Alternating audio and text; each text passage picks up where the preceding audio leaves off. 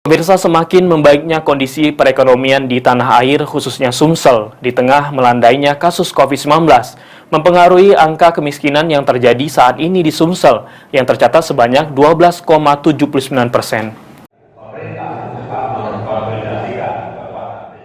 Badan Pusat Statistik Provinsi Sumatera Selatan mencatat pada kurun 1 tahun terakhir dari September 2020 sampai September 2021, angka kemiskinan di Sumsel turun sebesar 0,19% dari 12,98% kini menjadi 12,79%. Namun menurut Kepala BPS Sumsel, penurunan angka kemiskinan di Sumsel tidak terlalu tajam karena pandemi COVID-19 masih menjadi faktor utama penyebab sulitnya terjadi intervensi.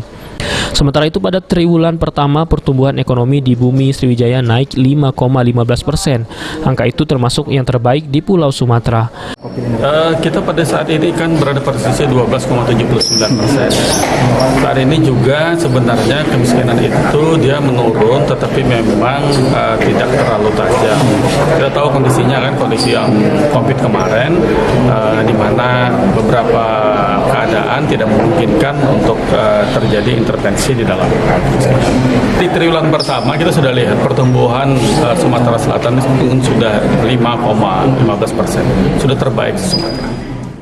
Usai audiensi dengan pemerintah Kota Prabu Muli terkait koordinasi program Desa Cinta Statistik, Kepala BPS Sumsel mengatakan program Wali Kota Ridho Yahya dapat mengurangi angka kemiskinan di Prabu Muli.